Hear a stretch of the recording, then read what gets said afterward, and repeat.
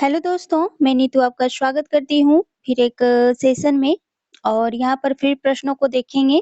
प्रश्न किस प्रकार से पूछे गए हैं आपके, तो ये आपके आगामी एग्ज़ाम के लिए काफ़ी हेल्पफुल होने वाला है और जो भी बीपीएससी टीआरई 4 के लिए तैयारी में लगे हुए हैं, उसके लिए ये बहुत ही महत्वपूर्ण होगा। तो चलिए दोस्तों बढ़ते हैं आज के पहले प्रश्न की तरफ। उससे पहले चैनल पर नए हैं तो चैनल को ज़रूर से सब्सक्राइब कर लें और अपने फ्रेंड तक भी शेयर करें। और आप लोग वीडियो देखकर नहीं करते हैं तो वीडियो अगर देखते हैं तो ज़रूर से लाइक भी करते रहें साथ-साथ। चलिए देखते हैं आज के पहले प्रश्न को क्या है।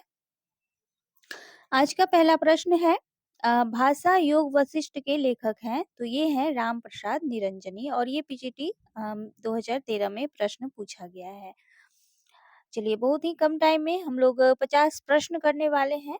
तो चलिए दूसरा प्रश्न है नासिकेतोपाख्यान के लेखक हैं तो ये हैं सदल मिश्र। ये ऑप्शन आपका राइट होगा। अगला प्रश्न है नहुस नाटक के नाटककार हैं तो ये हैं गोपाल चंद्र उर्फ गिरधर दास जी। और ये कौन थे तो भारतेंदु हरिश्चंद्र जी के पिता हैं। और ये पीजीटी परीक्षा 2016 में पूछा गया प्रश्न है। आगे है काशी नागरी प्रचारणी सभा का जो स्थापना है वो कब हुआ था तो ये हुआ था 1893 ईस्वी में और ये केबीएस पीजीटी हिंदी परीक्षा 11 में पूछा गया प्रश्न है। अगला प्रश्न है शकुंतला नाटक का खड़ी बोली गद्य में अनुवाद किया था तो किसने किया था ये राजा लक्ष्मण सिंह जी ने किया था। और ये केवीएस पीजीटी 12 में पूछा गया प्रश्न है। अगला प्रश्न है भारतेंदु ने अपना बलिया वाला ऐतिहासिक व्याख्यान दिया था कब दिया था तो ये दिया था 1884 ईस्वी में। ध्यान रखना है इसे महत्वपूर्ण है पूछा जाता है। परीक्षा गुरु उपन्यास के लेखक हैं सभी को पता होगा लाला श्रीनिवास दास जी हैं। केबीएस पीजीटी हिंदी पेपर 2013 का प्रश्न है। आगे प्रश्न है भारतेंदु युग की केंद्रीय विधा क्या रही है तो ज्यादातर नाटक ही लिखी गई है भारतेंदु युग में। तो ध्यान रखना है। और ये देखिए कि डीएसएसबी पीजीटी हिंदी 15 में ये सवाल आया था। नूतन ब्रह्मचारी कृति के लेखक हैं तो ये बालकृष्ण भट्ट जी हैं। ध्यान रखना है। आगे प्रश्न है कचहरियों में हिंदी प्रवेश आंदोलन का मुख्य पत्र किस पत्र को कहा जाता है तो इनमें से कोई नहीं है। ठीक है तो ध्यान रखना है ना कवि वचन सुधा होगा समाचार सुधा वर्षन हिंदी प्रदीप इनमें से कोई नहीं होगा। क्या होगा क्योंकि ये जो एस्टेट में भी पूछा गया सवाल था तो जरूर से कमेंट कीजिएगा। तो ये प्रश्न आप लोगों के लिए मैं छोड़ती हूँ और ये पीजीटी 13 में प्रश्न पूछा गया है। आगे है संयोगिता स्वयंवर क्या है तो ये एक नाटक विधा है और ये 2007 का प्रश्न पत्र है पीजीटी का। ब्राह्मण के संपादक थे तो ये प्रताप नारायण मिश्र जी थे जो कि भारतेंदु कालीन ये कवि रहे हैं। और एनवीएस पीजीटी 14 का ये प्रश्न है।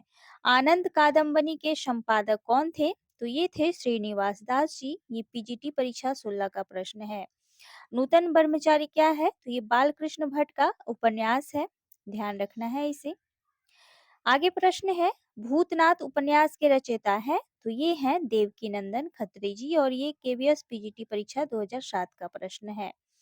आगे प्रश्न है खरी बोली हिंदी का प्रथम महाकाव्य क्या है तो ये प्रिय प्रवास जो कि अयोध्या सिंह उपाध्याय हरिओत जी का है और प्रिय प्रवास 1914 की रचना है। अगला प्रश्न है द्विवेदी युग के संपूर्णतः प्रतिनिधि कवि कौन माने जाते हैं तो ये माने जाते हैं मैथिली शरण गुप्त जी। ध्यान रखना है द्विवेदी युग की बात हो रही है यहाँ पर। और ये केबीएस पीजीटी हिंदी 2009 में पूछे गए प्रश्न है। भारत भारती में किस भावना की रूपरेखा प्रस्तुत हुआ है तो इसमें राष्ट्रीय भावना इसमें फलीभूत हुई है। और ये भारत भारती भी मैथिली शरण गुप्त जी की रचना है 1912 ईस्वी की जिसमें राष्ट्रीय चेतना भी भरी पड़ी है और इसी के कारण जो है गांधी जी ने मैथिली शरण गुप्त को राष्ट्रीय कवि घोषित किया था। तो ये भी थोड़ा सा ध्यान में रखना है। और ये देखिए कि 2012 में ये प्रश्न पूछा गया है।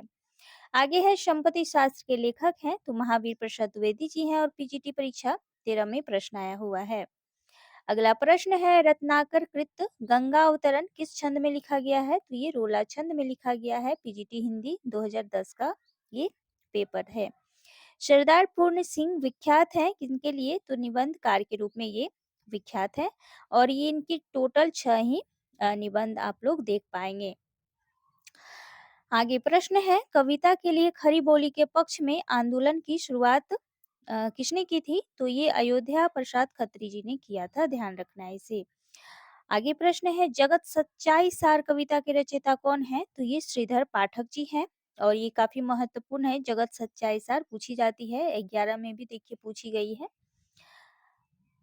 आगे है, स्वच्छंदतावाद की विशेषता नहीं है तो क्या क्या है? तो इसमें प्रकृति प्रवेक्षण, प्रेम चित्रण, कथा गीत का प्रयोग हुआ है, लेकिन ब्रज भाषा में रचना नहीं हुई है। तो ये थोड़ा सा ध्यान रखना है, इसकी विशेषता नहीं है। लोकायतन के रचयिता हैं, तो लोकायतन जो है ये सुमित्रा नंदन पंत का रचना है और ये केवीएस पीजीटी हिंदी 2007 में पूछा गया है। आंसू जो है कैसा काव्य है? तो ये मुक्तक काव्य संकलन है, 1925 का, प्रसाद जी द्वारा रचित है।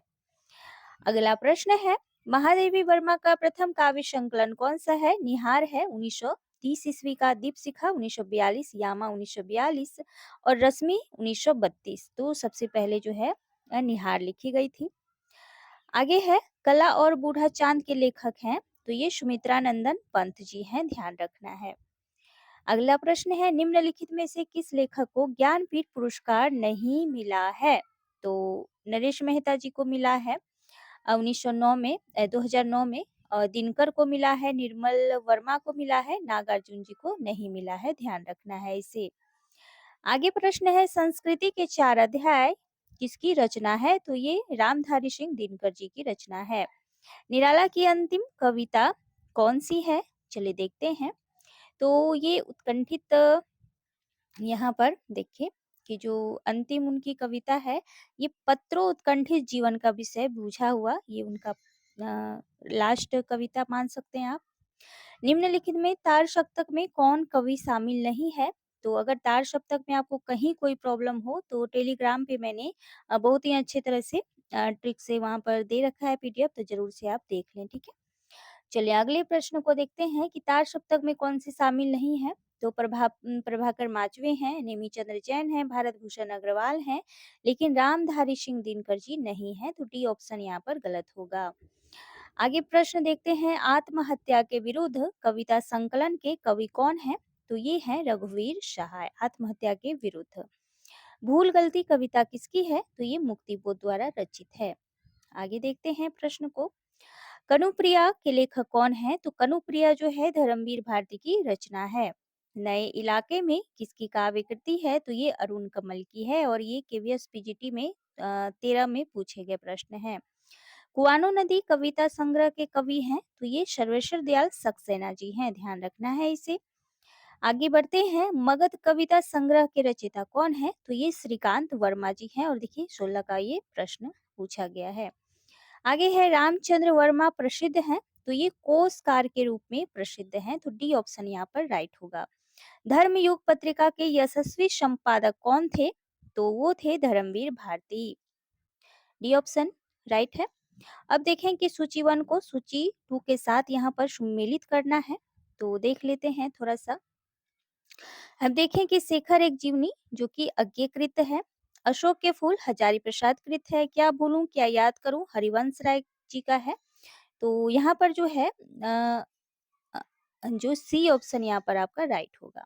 आगे देख लेते हैं, हिंदी शब्दानुशासन के लेखक हैं, तो ये हैं किशोरी दास वाजपेयी जी, 2007 में पर प्रश्न यहाँ पे पूछा गया है। आगे प्रश्न है, श्री वेंकटेश्वर समाचार प्रकाशित होता था, कहाँ से होता था? तो ये मुंबई से होता था और ये 14 में पूछा गया प्रश्न है। मध्यकालीन बोध का स्वरूप के लेखक हैं, तो ये हजारी प्रसाद द्विवेदी जी हैं, 15 में पूछा गया प्रश्न है। आगे है, गोवर प्रेमचंद्र के किस उपन्यास का पात्र है? तो ये गोदान उपन्यास का पात्र है, जो कृषक जीवन का महाकाव्य माना जाता है, 1936 में ये लिखी गई है। आगे है, भारतेंदु युग और हिंदी भाषा का विकास की परंपरा, तो ये रामविलास शर्मा जी का आलोचनात्मक कृति है, ध्यान रखना है। श्रीलाल शुक्ल की रचना है तो ये सारा आकाश होगा। आषाढ़ का एक दिन मोहन राकेश का होगा। कटरावी आरजू राग दरबारी श्रीलाल शुक्ल का है और कटरावी आरजू ये राही मासूम रजा का ही है, तो डी होगा। ठीक है, आगे बढ़ते हैं। अगला जो प्रश्न है, निम्नलिखित में से मार्क्सवादी विचारधारा के आलोचक नहीं है। तो नामवर सिंह जी हैं, शिवदान सिंह चौहान होंगे, रामविलास शर्मा होंगे, लेकिन विजय देवनारायण शाही जी नहीं है, तो डी ऑप्शन आपका राइट है। इनमें से कौन आंचलिक उपन्यासकार हैं? तो राही मासूम रजा जी हैं, ध्यान रखना है इसे। आगे है, पाल गुमरा का स्कूटर कहानी के लेखक हैं, तो ये उदय प्रकाश जी होंगे। तो आज के लिए बस इतना ही। आज आप लोगों ने 50 प्रश्न देखा, काफी महत्वपूर्ण पूछा गया प्रश्न है। तो चलिए दोस्तों, फिर मिलती हूँ एक नए सेशन में नए प्रश्नों के साथ। तब तक बने रहे इस चैनल के साथ, और चैनल पर नए हैं तो जरूर से चैनल को सब्सक्राइब कर लें और अपने फ्रेंड तक भी इसे शेयर करें और लाइक भी करते जाएं साथ साथ। Thank you so much.